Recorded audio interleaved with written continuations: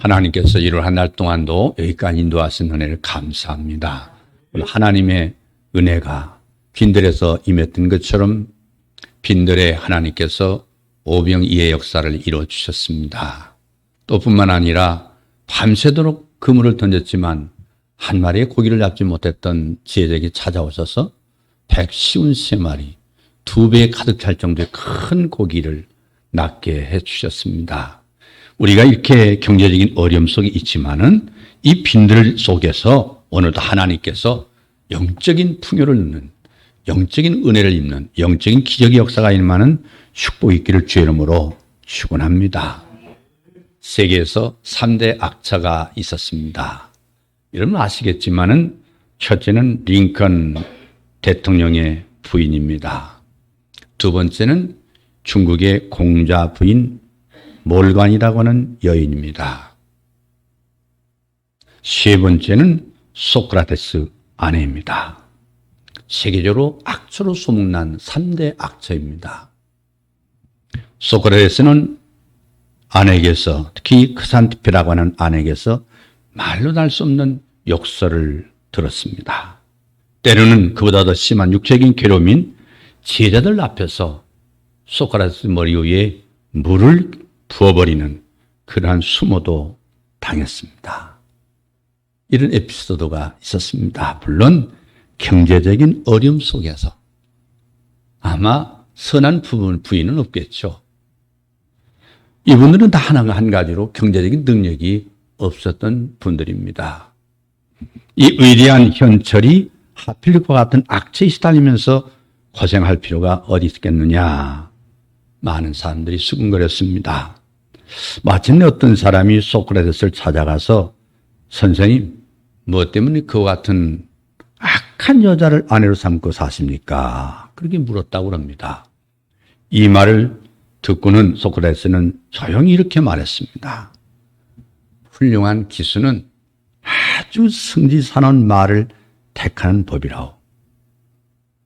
어째서 그러냐 하면 그런 말을 잘 달래서 탈 수 있는 사람이면 다른 어떠한 사나운 말도 잘 탈 수가 있기 때문이요. 나도 지금 크산티페를 잘 달랠 수만 있다면 다른 사람이 어떤 다루기 어려운 사람일지라도 제가 잘 달랠 수가 있을 것이요. 이 소크라테스의 말을 듣고 그에게 질문한 사람은 새로운 진리를 깨달았다고 합니다. 1900년대에 중국에서 의화당이라는 사건이 있었는데 이 사건을 통해서 많은 선교사들이 핍박받고 죽어갔습니다. 중국의 여기저기에서 선교사들이 죽임을 당하면서 산속으로 이제 쫓겨서 도망가는 입장인데 이 사람 저 사람 집으로 피신해서 고통을 받고 박해를 받으면서 지쳐버린 글로버라고 하는 이 선교사의 부인이 어느 날 하나님 앞에 대성통곡하면서 원망했습니다. 하나님, 정말 살아계시는 분 계십니까? 나는 이제 하나님을 저주를 할 수밖에 없습니다. 내가 당하는 이 고통의 모든 한계를 이제는 넘어선 것 같습니다. 동굴 속에 숨어있던 다른 선교사들과 가족들은 이 글로버 부인의 이런 불평을 듣자마자 기운이 뚝 떨어졌습니다. 그러나 그 옆에 게이트라고 하는 유명한 선교사의 한 분이 있었는데 이 선교사는 이 글로버 부인의 불평을 듣자마자 손을 번쩍 들고 하나님을 찬양하기 시작했습니다. 주님을 찬양합니다. 우리가 알지 못하는 이 성의 영역을 넘어선 놀라운 하나님의 계획이 있기 때문에 이 고통을 주신 줄로 믿기 때문에 하나님을 찬송합니다. 진실한 믿음이 있었던 이 선교사는 하나님을 찬양할 수 있었습니다. 그런데 이 찬양이 끝나자마자 얼마 후에 이상스럽게 선교사들을 핍박하던 순교 행진을 서서히 멈추기 시작했습니다. 또다시 중국 땅에 놀란 하나님의 부흥을 가져오게 하는 역사적인 계기가 일어났다고 합니다. 이 불평 속에서 광야의 빈들에서 하나님의 기적을 봤던 수많은 제자들과 무리들처럼 우리가 정말 희망이 없다고, 소망이 없다고 낙심할 수밖에 없는 그래서 빈 그물만 씻고 있던 주님이 제자에게 찾아와서 얘들아 고기 잡았느냐? 한 마리 못 잡았습니다. 배 오른편에 그물을 던져라. 그래서 주님 말씀대로 불평하지 않고 주님 당신의 직업은 목수였는데 무슨 업에 대해서 안다고 그물을 던지라 말합니까? 그런 말로 주님 앞에 항변하지 않고 그물을 던졌더니 하나님께서 놀라운 풍어의 은혜를 베풀어 주셨다. 이런 은혜가 오늘 여러분에게 있기를 주의 이름으로 축복합니다. 오늘은 누가가 두 번째 증언한 그리스도, 이런 제목으로 하나님께서 은혜 주시기를 원합니다. 구원 사역은 성부에 의해서 계획됐습니다. 성자 예수에서 이루어졌습니다. 성령의 역사에 의해서 증거된 성삼위 하나님의 사역이 구속 사역입니다. 성부에서 계획되고 추진되어 내려온 것이 구약 성경이라고 하면 성자 예수 그리스도에 의해서 이루어진 것이 복음서입니다. 성령님에 의해서 증거되어 나가는 것이 사도행전과 서신서, 요한계시록까지입니다. 그렇기 때문에 구약시대는 하나님께서, 신약시대는 그리스도 예수께서, 교회시대는 성령님께서 주도적인 사역을 담당하고 계시는 것입니다. 사도행전은 이렇게 시작합니다. 사도행전 1장 4절에 저에게 분바여 가라사대 예루살렘을 떠나지 말고 내게 들은 바 아버지의 약속하신 것을 기다리라.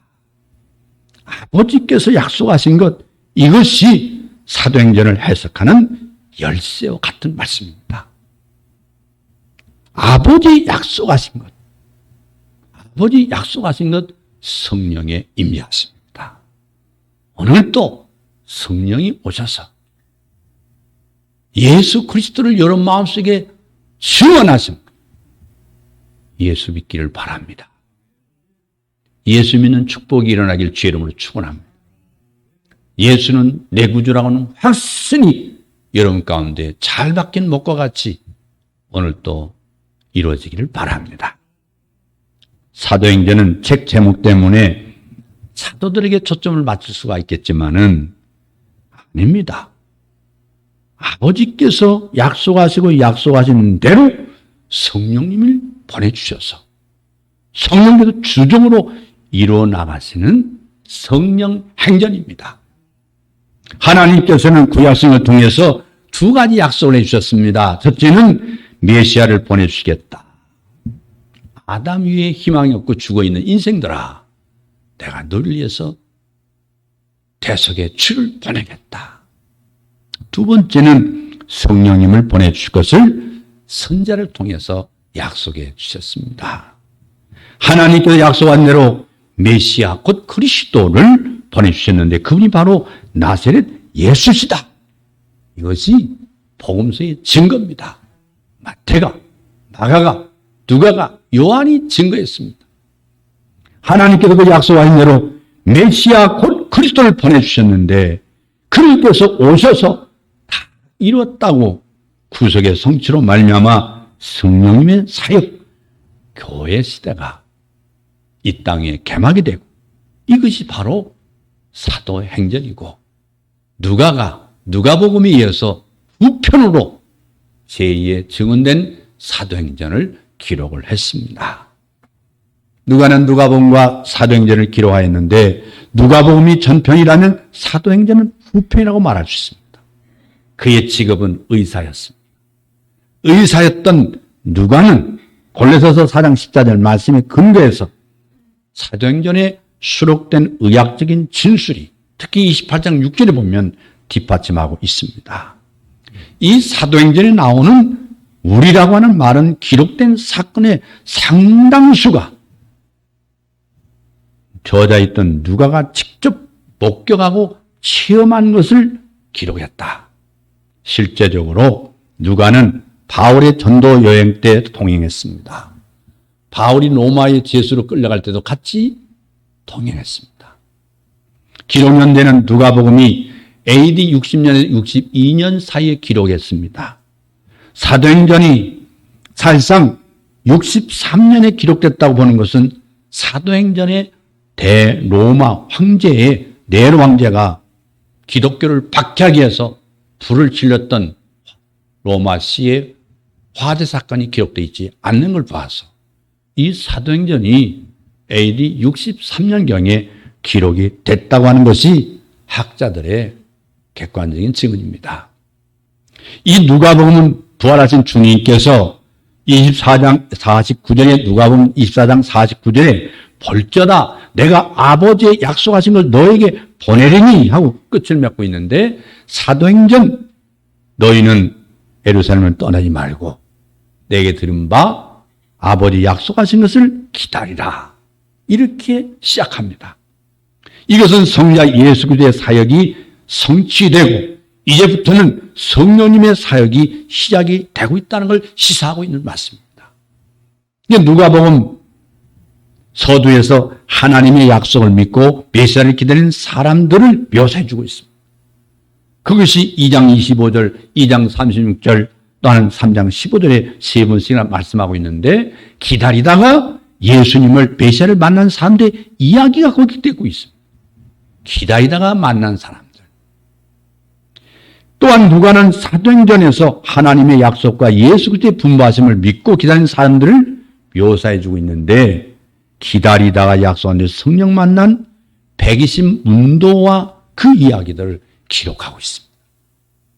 성령을 보내줄 것을 약속하신 구절들을 몇 곳만 찾아보면은 이사야 32장 15절 말씀에 필경은 의에서부터 성신을 우리에게 부어주시니 성령을 부어주시니 이미 구약의 이사야 32장 15절의 말씀이에요. 또 에스겔 선지자를 통해서 에스겔서 36장 26절 27절 보면은 또 새 영을 너희 속에 두고 새 마음을 너에게 주되 너의 육신에서 굳은 마음을 제하고 부드러운 마음을 줄 것이며 또 내 영을 너희 속에 둔다고 말씀했습니다. 또 요엘 선지자를 통해서 요엘서 2장 28절에 보면 그에 내가 내 신을 만민에게 부어주이니 그때 내가 또 내 신으로 남종과 여종에게 부어준다고 이렇게 여러 번 약속했습니다. 사도행전 2장은 1절 말씀에 오순절 날이 이미 이르매 그래서 이미 약속한 성령께서 오실 기약, 오신 날이 오순절 아닙니까? 그래서 주님께서 제자들에게 날과 시는 말씀하심 없이 1장 5절에 너희가 몇 날이 못되어 너희가 머지 않아서 제자들이 그날이 오순절이라는 걸 확실하게 갖고 있었던 싶은 것이 내기 23장 15절 16절을 근거로 해서 말할 수 있습니다. 약속 믿고 기다리던 무리들은 약속대로 성령의 충만을 받았습니다. 성도들이 합심해서 기도했는데 기도하니까 성령님을 하나님 보내주신 양 사람들 중심으로 성경을 해석하는 건 상당히 위험스러운 얘기입니다. 우리가 기도하니까 성령님 오셨다. 그건 아닙니다. 많은 설교자들이 지금까지 그렇게 가르친 사람도 있었습니다. 몇 날이 못되어 약속하신 대로 성령이 오신 것이지 120문도가 기도하니까 성령이 오신 게 아닙니다. 120문도에게 약속된 성령이 임하셨죠. 그렇다면 왜 메시아를 보내신 후에 또 성령님을 보낼 것을 약속했느냐? 그것이 궁금하죠. 그것은 예수님께서 대속의 죽음을 죽어주었지만 이 엄청난 하나님의 구원 사역에 대해서 이 세상 지혜로는 알 길이 없습니다. 이것이 어떤 사건이냐? 왜 예수가 오셔야 되고 죽어야 되느냐? 그것과 나와는 무슨 상관이 있느냐? 이 세상 지혜와 지식으로는 알 길이 없어요. 인간의 영이 죄와 허물로 죽었기 때문에 성령의 기도 거듭남이 없이는 하나님을 알 수가 없는 겁니다. 이 주님께서 잡히시던 날 밤에 행한 다락방 설교에서 보면 요한복음 15장 26절에 진리의 성령이 오실 때 그가 나를 증거하실 것이다 그랬어요. 그럼 성령은 누굴 증거하고 있습니까? 하나님께서 계획하시고 그리스도 예수 안에서 성취하신 우리의 대속의 주 예수 그리스도를 증거하고 있는 것입니다. 할렐루야. 그것은 믿는 제자들에게 임하셔서 그들의 입을 통해서 전파되는 이 말씀과 함께 역사하사 듣는 자에게 회개와 믿음과 거듭남을 주심으로 증거하신 사실입니다. 오순절날 성령 강림 후에 새술에 취했다고 조롱을 했습니다. 술에 취했다. 저들이 새술에 취했다. 무리들을 향해서 베드로는 뭐라고 했습니까? 베드로가 이렇게 설교했습니다. 요엘 선지자가 한 말, 그 약속의 성취를 증거하고 있는 것이 사도행전 2장 37절입니다. 너희가 십자가에서 못 박은 예수를 하나님이 주와 그리스도가 되게 하셨다. 당대히 외쳤을 때 무리들이 마음에 찔려 형제들아 우리가 어찌할꼬. 성령의 역사입니다. 모두 의협을 가한 게 아닙니다. 베드로 무식했던 바닷가에서 고기 잡는 어부였습니다. 학문이 없는 사람입니다. 성령님께서 베드로의 혀를 사용하셔서 이 말씀을 전할 때 성령이 그들 가운데 임하셔서 마음에 찔렸다고 그랬습니다. 두려웠습니다.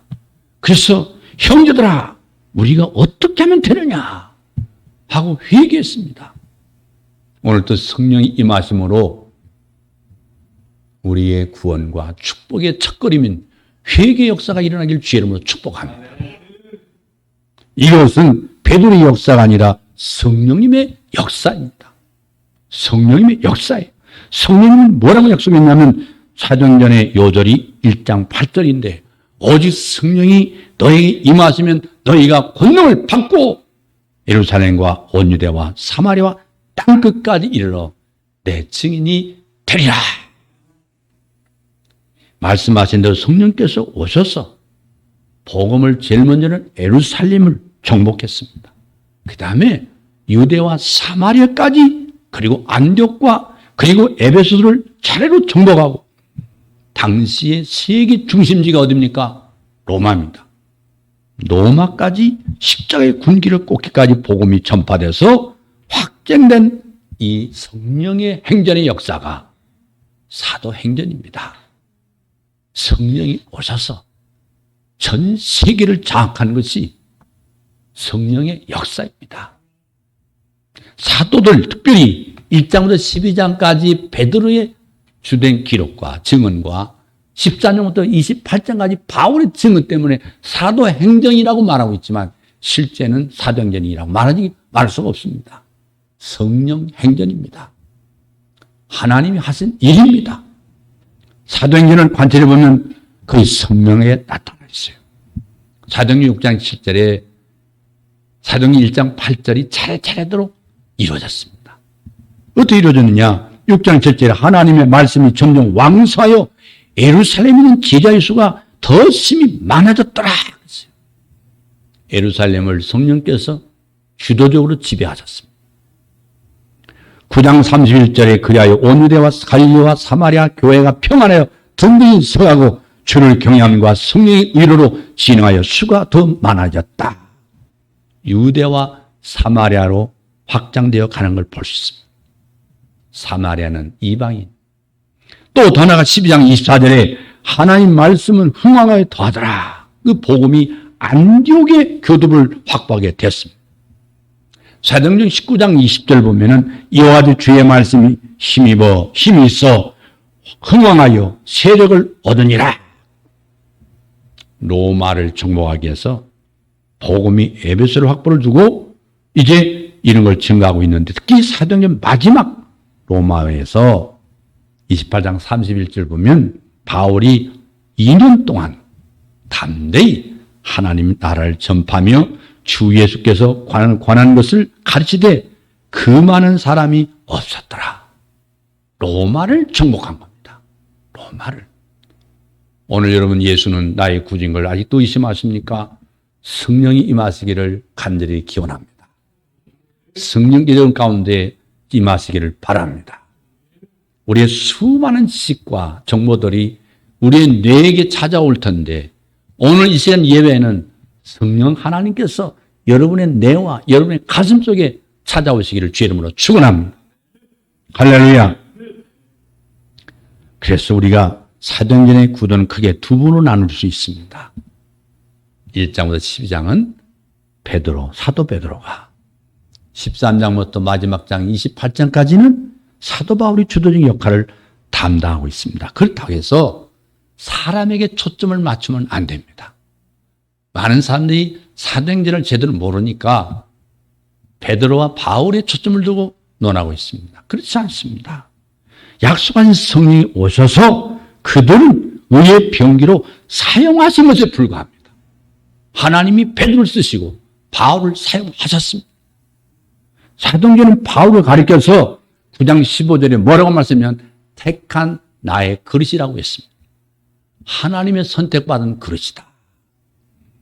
그렇습니다. 바울은 12사도도 또한 120분 중에 들어있지 않는 사람입니다.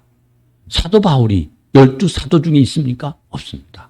120문도 중에 들어간 사람입니까? 아닙니다. 그러나 성령께서 그를 택한 나의 그릇 사용하셔서 로마를 그리스도 앞에 인도하기 위해서 하나님이 택한 그릇입니다. 하나님 택한 것이에요. 아무도 예측하지 못했던 전적으로 하나님의 주권의 역사로 이루어진 사건입니다. 믿습니까? 오늘 나이 되면 하나님의 은혜라고 바울이 말했죠.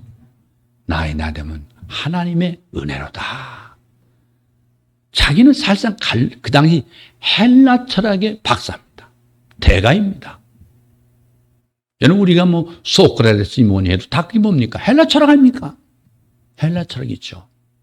이 지구의 역사는 헬레니즘과 헤브라이즘이 기독교 정신과 헬라 철학이 이 지구상의 모든 사상을, 과학을, 인간의 문명을 주관하고 있는 게 헬레니즘과 헤브라이즘. 성경과 헬라 철학이 만들어내는 것입니다. 우리가 많은 사람들이 학문을 닦지만 이 근저가 무엇이기를 모르고 공부했다면 불쌍한 사람입니다. 불행한 사람이에요. 이 역사 속에 내가 아무리 객관적인 과학을 추구한다 할지라도 그 이면에 뿌리는 헤브라이즘인 기독교 신앙이 들어있습니다. 그게 우리의 정신사의 역사 발전에 나오는 것입니다.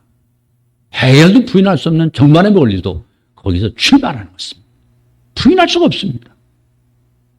그래서 아무도 예측 못한 전적인 하나님 주권의 역사가 나타나기 시작. 하나님께서 하신 일이에요. 성령께서 하셨습니다. 사도행전은 베드로도 바울은 간 데가 없습니다. 간 곳에 말씀만이 힘을 얻고 흥망하여 달려가는 복음만이 사도행전에 있습니다. 말씀 성경 전체에 걸쳐서 세 가지 시작이 있습니다. 첫째는 창세기 1장 1절에 태초에 하나님이 천지를 창조하시니라. 창조의 시작이에요. 일본의 우찌무라 간조가 이 1장 1절을 보는 순간 무릎을 꿇었습니다. 성령께서 일본의 영혼에서 우찌무라 간조, 내청 감삼이라고 되어 있는 이 사람을 하나님께서 바울같이 때려 눕힌 것이죠. 그는 하나님, 나는 죄인입니다. 나는 죄인입니다. 아무것도 없는 가운데서 예수님 만나서 풍어를 낚았을 때 베드로가 주님 앞에 무릎을 꿇고 주여, 나는 죄인입니다. 나를 떠나소서. 나는 주님을 감당할 수 없는 부끄러운 죄인입니다. 이런 실존적인 결단이 여러분 속에 있어야만 여러분 축복받는 인생입니다. 여러분, 여러분의 생명은 가장 가치 있는, 값어치 있는 하나님이 만드신 생명입니다. 그러기에 고귀합니다. 그게 존귀받을 수 있습니다. 영원히 존경을 받아야 됩니다. 하나님께서 성부와 성자 성령 삼위 하나님께서 여러분의 영혼을 품어주시고 있습니다. 여러분, 바울을 통해서 로마를 정복하는 것은 세계 영혼을 위해서 하나님께서 주도적인 구속의 역사를 진행하고 있었기에 이런 역사가 나타났습니다. 그 은혜가 오늘 예배에 참여한 여러분에게 있기를 주의 이름으로 축복합니다. 성경의 야곱은 하나님의 사랑을 받고 에서는 사실 미움을 받은 원인이 어디 있습니까? 하나님의 언약을 누가 귀하게 여기느냐. 저도 지금까지 살면서 자녀들이 강조하고 싶은 것도 그거고 유산으로 주고 싶은 것도 그건데 여러분 우리 정말 똑바로 정신 차려야 됩니다. 나 하나를 통해서 앞으로 이루어질 내 가족과 내 후손들이 여러분 자신이 오늘 시간 아브라함이 되기를 바라고 야곱이 되기를 바라고 하나님의 언약의 귀한 출발점이 여러분 속에서 창조되기를 주의 이름으로 축복합니다. 예수 믿는 것은 어느 신인가 하나 섬기기 위해서 종교적으로 나올 수는 있겠지만 그 이상입니다. 그건 동기는 될 수 있지만 더 구체적인 동기는 하나님을 부르시기를 바랍니다. 하나님 택해주기를 바랍니다. 하나님 여러분을 통해서 위대한 역사를 여러분의 인생을 정상에 세우시는 축복이 있기를 바랍니다. 하나님은 그 일을 위해서 여러분에 찾아오셨습니다. 여러분을 불러주셨습니다. 오늘 여기는 앉은 자리는 내 물체적인 육체가 여기 앉아있지만 그 자리는 성령께서 임재하신 자리입니다. 그 자리는 누군가의 눈물의 기도가 있기에 오늘 여러분 거기에 앉아있었습니다. 그 자리에 오늘 성령이 계시되기를 바라고 바울을 주도적으로 사용하신 주님께서 여러분 인생을 사용하시기를 주의 이름으로 축복합니다. 그 다음에 요한복음을 보면은 이렇게 말했어요. 요한복음 1장 1절에 태초에 말씀이 계시니라 이 말씀이 하나님과 함께 계셨으니 이 말씀은 곧 하나님이십니다. 새로운 창조의 시작을 말하고 있어요.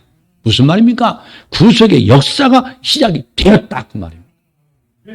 원창조가 있었습니다. 새 창조가 시작됐습니다.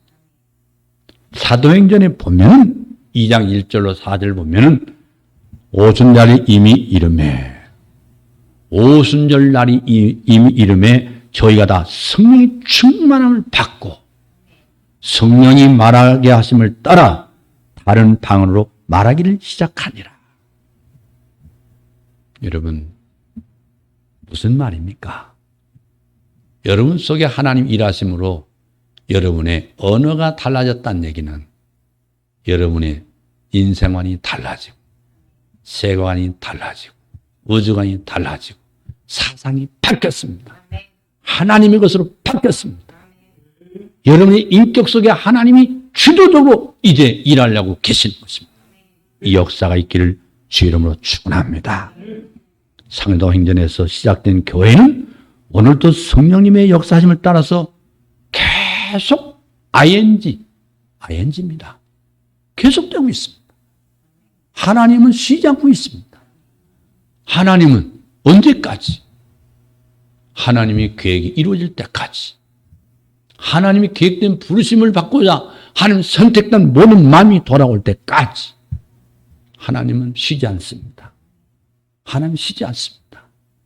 이러면 베드로도 바울도 자기 시대에 자기의 부여된 사명을 충성되이 감당하고 지구라고 하는 이 무대를 떠났습니다.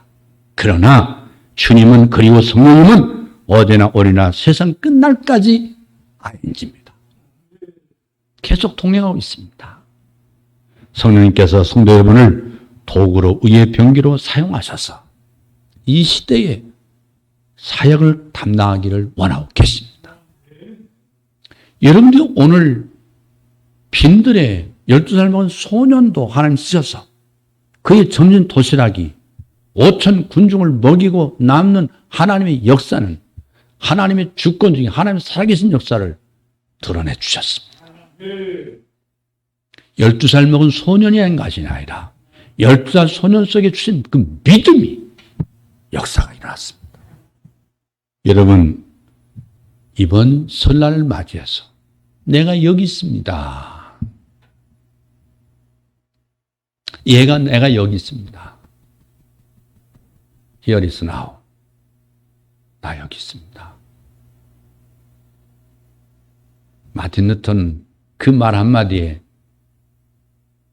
천년을 주장했던 중세시대의 카톨릭 앞에 그 어마어마한 카톨릭의 정권과 그 권력 앞에서 하나님, 내가 여기 있습니다. 루터 한 사람이 서 있을까요? 하나님이 그 가운데 서 계셨습니다. 별것 아닌 인간 루터는 천만 명, 수만 명을 만들 수 있겠지만 그 믿음의 한 사람을 통해서 역사를 바꿔놨습니다. 역사를 바꿨어요. 여러분이 그런 주인공이 되기를 주의 이름으로 축복합니다. 그런 역사가 있기를 바랍니다. 여러분, 우리 민족 고유의 설명제를 맞이해서 예수는 누구시냐? 예수 그리스도는 왜 오셔야만 했느냐? 그 예수는 나와 무슨 상관이 있느냐? 성령님에 의해 도구로 사용하셔서 여러분 자신과 여러분 가정에 복음을 심어서 구원의 복을 받는 설날이 되기를 주의 이름으로 축원합니다. 그런 축복 있기를 주의 이름으로 축원합니다. 이번에 여름 가운데 찾아오신 성령님,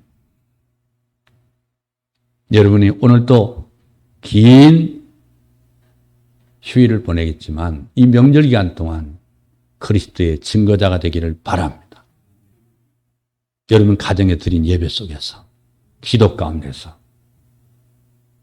정말 누워서 잠자기 바쁘지 말고 예수와 함께 기쁜 나날이 되길 주의 이름으로 축복합니다. 기도하겠습니다.